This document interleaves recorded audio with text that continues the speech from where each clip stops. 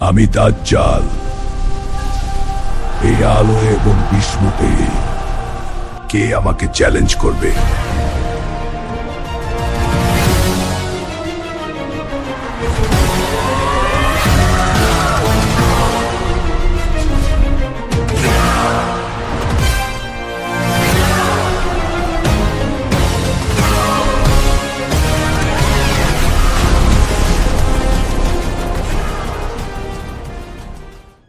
কল্পনা করুন, আপনি সকালে ঘুম থেকে উঠলেন, সূর্য মাথার উপর উঠল, কিন্তু দুপুর গড়িয়ে বিকেল হচ্ছে না।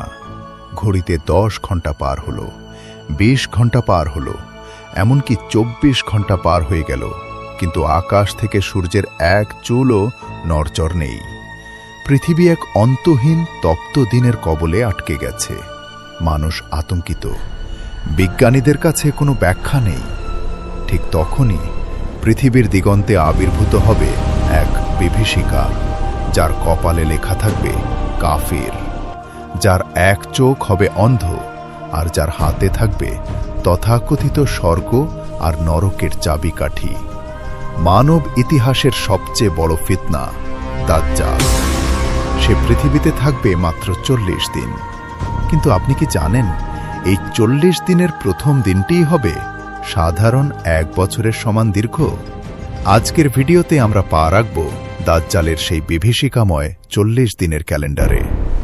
কি ঘটবে সেই প্রতিটি দিন, প্রতিটি ঘণ্টায়? তৈরি হয়ে নিন, কারণ এই ভ্রমণ আপনার মেরুদণ্ড দিয়ে হিমশীতল স্রোত বইয়ে দেবে। রাসূলুল্লাহ সাল্লাল্লাহু আলাইহি ওয়াসাল্লাম দাজ্জালের ফিতনাকে আদম সৃষ্টির পর থেকে কিয়ামত পর্যন্ত সবচাইতে বড় পরীক্ষা হিসেবে বর্ণনা করেছেন। সাহাবায়ে কেরাম যখন জিজ্ঞেস করলেন সে পৃথিবীতে কতদিন থাকবে, উত্তরে তিনি বললেন 40 দিন। তবে তার প্রথম দিনটি হবে 1 বছরের সমান, দ্বিতীয় দিনটি হবে 1 মাসের সমান, তৃতীয় দিনটি হবে 1 সপ্তাহের সমান, আর বাকি দিনগুলো হবে তোমাদের সাধারণ দিনগুলোর মতোই। এখন একবার ভাবুন, প্রথম দিনটি যখন 365 দিনের সমান লম্বা হবে, তখন মানুষের মনস্তাত্ত্বিক অবস্থা কেমন হবে? প্রথম কয়েক ঘন্টা পর মানুষ মনে করবে এটা হয়তো কোনো গ্রহণের প্রভাব, কিন্তু যখন 48 ঘন্টা 72 ঘন্টা পার হয়ে যাবে এবং সূর্যের কোনো পরিবর্তন হবে না, তখন পৃথিবীতে নেমে আসবে চরম বিশৃঙ্খলা। ইলেকট্রিক গ্রিড ফেইল করবে, ফসলের চক্র নষ্ট হয়ে যাবে, আর মানুষের শরীরের বায়োলজিক্যাল ক্লক বা সার্কাডিয়ান রিদম পুরোপুরি ভেঙে পড়বে। সাহাবীরা অত্যন্ত বিচক্ষণ ছিলেন। তারা জিজ্ঞেস করেছিলেন, হে আল্লাহর রাসূল, সেই দীর্ঘদিনে আমরা কি শুধু 5 ওয়াক্ত নামাজই পড়ব? নবীজি সাল্লাল্লাহু আলাইহি ওয়াসাল্লাম উত্তর দিলেন, না, তোমরা সময় অনুমান করে নামাজ পড়বে, অর্থাৎ ঘড়ি ধরে বা সময়ের হিসাব করে আমাদের ইবাদত চালিয়ে যেতে হবে। সেই প্রথম দিনটিই হবে মুমিনদের জন্য ধৈর্যের এক চরম পরীক্ষা। দাজ্জাল যখন বের হবে, সে সাধারণ কোনো মানুষের মতো ধীর গতিতে চলবে না। হাদিসে এসেছে, তার গতি হবে এমন যেন বায়ুতাড়িত মেঘ। সে ঝড়ের গতিতে এক শহর থেকে অন্য শহরে পৌঁছে যাবে। তার সাথে থাকবে এক বিশাল বাহিনী। পারস্যের বর্তমান ইরান ইস্পাহান শহর থেকে 70,000 ইহুদি তাকে অনুসরণ করবে, যাদের মাথায় থাকবে সবুজ চাদর। শুধু তাই নয়, সমাজের এক বিশাল অংশ, যারা দুর্বল ঈমানের অধিকারী এবং যারা অন্ধভাবে অলৌকিকতায় বিশ্বাস করে, তারা দাজ্জালের মোহে পড়ে যাবে। দাজ্জালের কাছে থাকবে রুটির পাহাড় এবং পানির ঝর্ণা। যে সময় পৃথিবীতে তীব্র আকাল আর দুর্ভিক্ষ চলবে, সে সময় দাজ্জাল আসবে ত্রাণকর্তার বেশে। সে আকাশকে নির্দেশ দেবে বৃষ্টি বর্ষণ করতে, আর জমিন থেকে শস্য উৎপাদিত হবে। মানুষ ক্ষুধার জ্বালায় তার পায়ে লুটিয়ে পড়বে। কিন্তু মনে রাখবেন, তার এই স্বর্গ আসলে হবে জাহান্নাম, আর তার দেখানো জাহান্নাম আসলে হবে জান্নাত। দাজ্জালের সবচেয়ে ভয়ঙ্কর ক্ষমতা হবে মৃতকে জীবিত করার অভিনয়।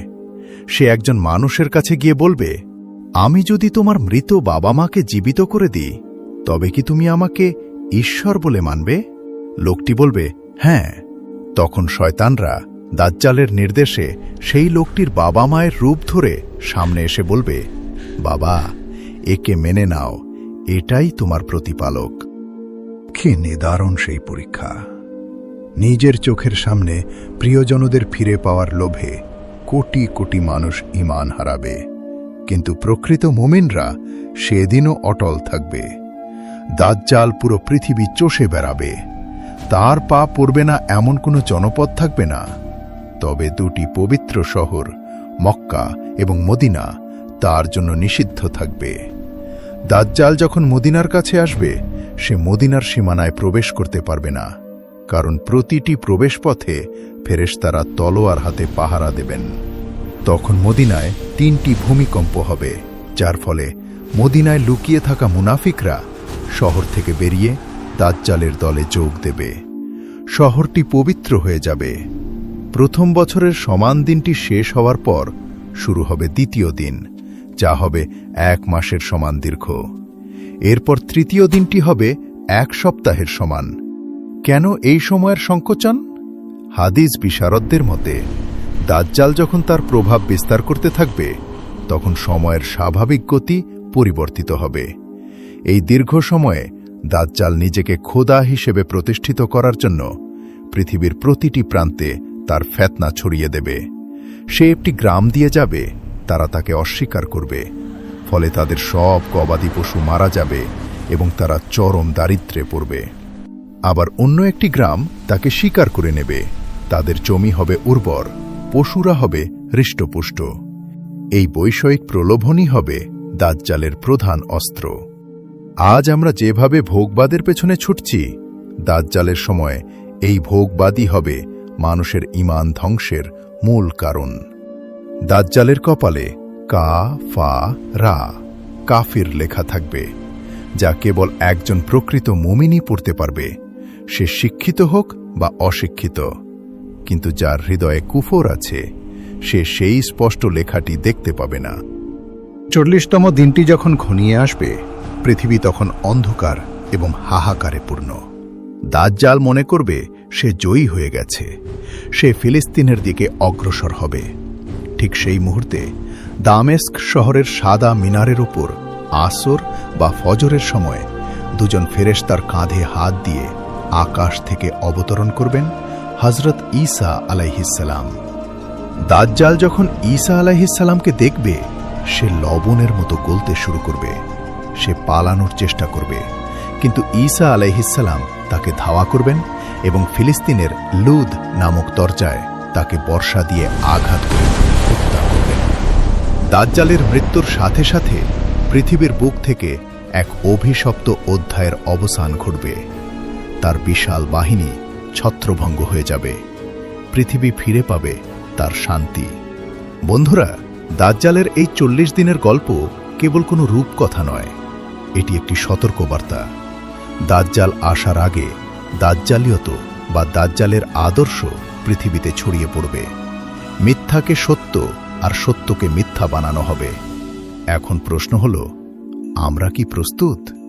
রাসূলুল্লাহ সাল্লাল্লাহু আলাইহি ওয়াসাল্লাম আমাদের শিখিয়ে গিয়েছেন, যে ব্যক্তি সূরা কাহাফের প্রথম 10 আয়াত মুখস্থ করবে, সে দাজ্জালের ফিতনা থেকে নিরাপদ থাকবে। প্রতিদিনের নামাজে শেষ বৈঠকে দাজ্জালের ফিতনা থেকে পানাহা চাওয়ার দোয়া পড়তে হবে।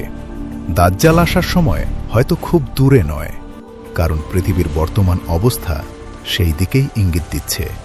আজকের এই ভিডিওটি যদি আপনার মনে সামান্যতম সচেতনতা তৈরি করে থাকে, তবে এটি শেয়ার করে অন্যদেরও সতর্ক করুন। আপনার একটি শেয়ার হয়তো কারো ঈমান রক্ষার উসিলা হতে পারে।